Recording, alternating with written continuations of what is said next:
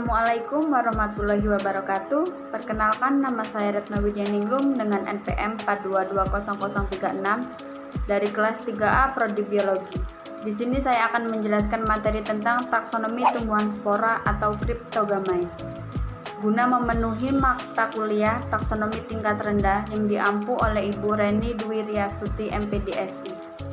Teman-teman tahu tidak bahwasanya taksonomi tumbuhan spora atau yang biasa disebut dengan Cryptogamae merupakan kelompok tumbuhan rendah yang berasal dari kata cryptos yang berarti tersembunyi dan gamein yang berarti kawin. Dengan kata lain, Cryptogamae ini merupakan tumbuhan yang tidak menghasilkan biji. Tumbuhan Cryptogamae ini menggunakan spora sebagai alat perkembangbiakannya. Dalam bidang kesehatan, Protista fotosintetik telah dikenal memiliki berbagai khasiat dan digunakan dalam pembuatan berbagai obat-obatan.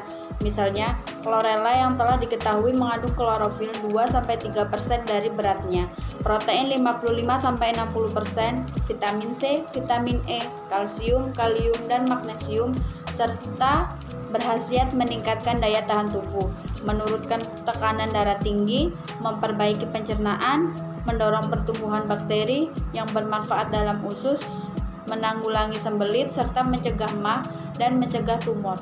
Biologis alga. Alga adalah mikroorganisme aerobik fotosintetik. Dijumpai di mana saja yang tersedia cukup cahaya, kelembapan, dan nutrisi cahaya yang memperpanjang hidupnya. Pertumbuhan alga berlangsung cepat di air yang diam dengan bantuan cahaya matahari. Beberapa spesies alga hidup pada salju dan es di daerah kutub dan puncak-puncak gunung. Ada juga beberapa alga yang hidup pada air panas dan suhu tinggi. Beberapa alga beradaptasi pada tanah lembab, pepagan pohon, dan bahkan permukaan batuan. Morfologi alga atau ganggang. Banyak spesies alga terdapat sebagai sel tunggal yang berbentuk bola, batang, gada, atau kumparan. Alga mengandung nukleus yang dibatasi membran. Setiap sel mengandung satu atau lebih kloroplas yang dapat berbentuk pita atau seperti cakram-cakram sikrit. Alga berkembang biak secara aseksual atau seksual. Reproduksi aseksual berupa pembelahan biner sederhana. Reproduksi seksual dijumpai di antara alga.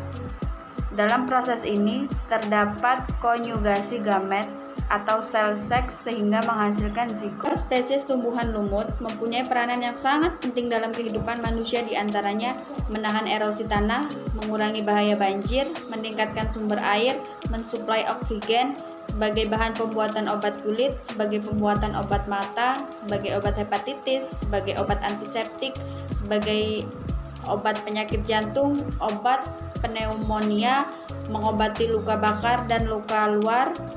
Obat bius sangat dibutuhkan dalam dunia medis, terutama untuk kepentingan operasi, obat hipertensi, dan mengatasi bisa ular. Dan yang selanjutnya yaitu ganggang hijau atau Chlorophyta. Habitat ganggang ini di air tawar, air laut, atau di tempat-tempat yang basah. Namun ada pula yang di tempat yang kering.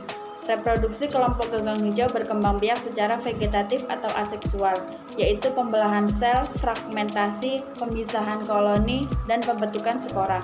Generatif atau seksual, yaitu isogami, anisogami, dan oogami. Yang selanjutnya yaitu ganggang coklat atau Phaeophyta. Habitat Phaeophyta banyak terdapat di daerah yang beriklim dingin. Reproduksi terjadi secara aseksual dengan pembentukan zoospore berflagela dan fragmentasi, sedangkan reproduksi seksual terjadi secara ogami dan isogami. Contoh dari ganggang coklat salah satunya yaitu Phocis serratus. Dan yang terakhir yaitu ganggang merah atau Rhodophyta. Habitat sebagian besar ganggang merah hidup di air laut dan banyak terdapat di laut tropika.